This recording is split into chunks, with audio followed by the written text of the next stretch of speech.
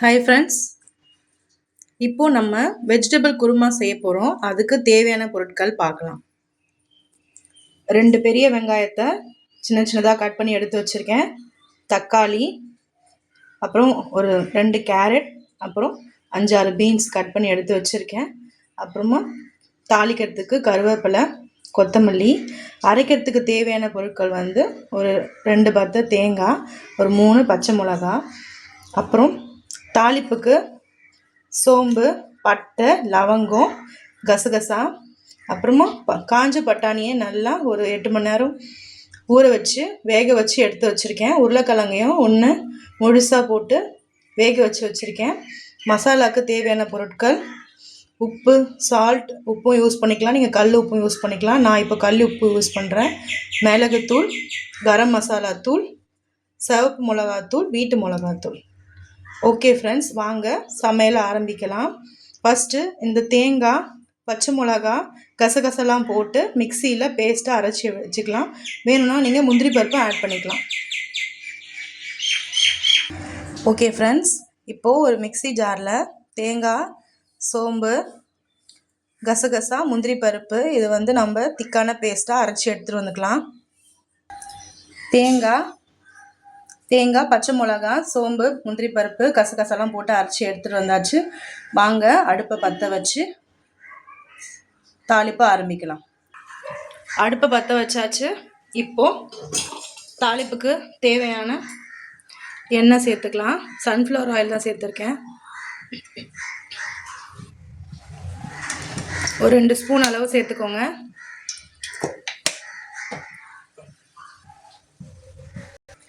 எண்ணெய் நல்லா காஞ்சிடுச்சு. இப்போது நம்ம மசாலாஸ் ஆட் பண்ணிக்கலாம். கசகசா, சோம்பு, பட்டை, லவங்கத்தை ஆட் பண்ணிக்கிறேன். இது பொரியும் போது வெங்காயத்தை ஆட் பண்ணிக்கிறேன்.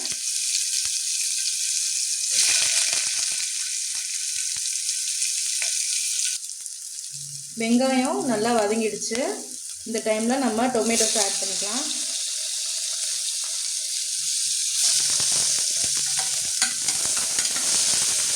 நல்லா கிளறி விட்டுக்கலாம். தக்காளி நல்லா வதங்கிட்டு இருக்கு. இப்போது உரிச்ச பூண்டு கொஞ்சம் ஆட் பண்ணிக்கிறேன்.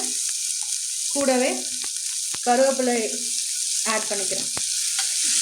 கிளறி விட்டுக்கலாம். இது எல்லாம் வதங்குற டைமில் ஒரு 1/2 ஸ்பூன் இஞ்சி பூண்டு பேஸ்ட் ஆட் பண்ணிக்கிறேன்.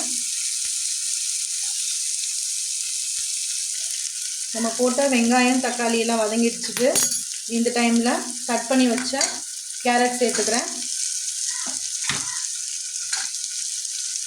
கூடவே கட் பண்ணி வச்ச பீன்ஸையும் சேர்த்துக்கிறேன். நல்லா கிளறி விட்டுக்கலாம்.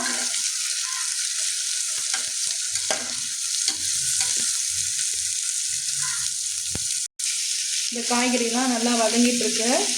இந்த டைமில் கல்லுப்பு, மிளகுத்தூள், வீட்டு மிளகாய்த்தூள், சிகப்பு மிளகாய்த்தூள், கரம் மசாலா இதை அப்படியே ஆட் பண்ணிக்கலாம். நல்லா மிக்ஸ் பண்ணி விடுங்க.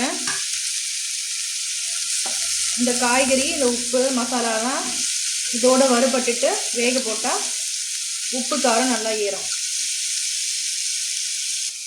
ஓகே ஃப்ரெண்ட்ஸ், இப்போ மசாலா போட்டாச்சு. நெக்ஸ்ட்டு வேக வச்ச பச்சை பட்டாணியை ஆட் பண்ணிக்கலாம். கூடவே வேக வச்சு தோல் உரித்து கட் பண்ணி வச்ச உருளைக்கிழங்கையும் ஆட் பண்ணிக்கலாம். இதெல்லாம் போட்டு நல்லா கிளறி விடுங்க.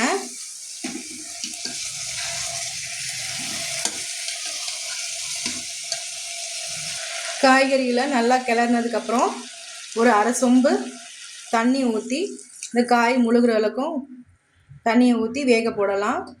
ஒரு 2 விசில் போதும். ஆல்ரெடி சின்ன சின்னதாக காய் கட் பண்ணி போட்டிருக்கேன், அதனால் வெந்துடும். ஒரு 3 விசில் வரட்டும்.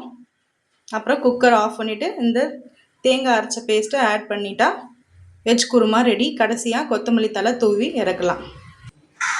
ஓகே ஃப்ரெண்ட்ஸ், இப்போது நம்ம வேக வச்ச காய்கறியில் நல்லா வெந்துடுச்சு.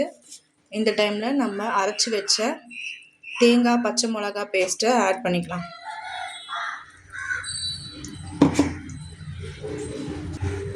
கொஞ்சம் தண்ணியாக சேர்த்து ஆட் பண்ணிக்கிறேன். இப்போது ரொம்ப நேரம் கொதிக்க வேண்டாம், ஒரு 5 minutes கொதிச்சா போதும். கடைசியாக கொத்தமல்லி தலையை தூவி இறக்கிடலாம். குருமா லைட்டாக கொதிச்சிட்ருக்கு. இந்த டைமில் கொத்தமல்லி தலை தூவிக்கலாம்.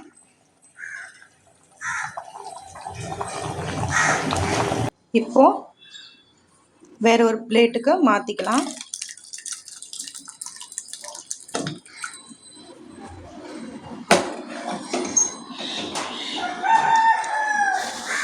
சுவையான வெஜ் குருமா ரெடி. நீங்களும் சாப்பிட்டு பாருங்கள்.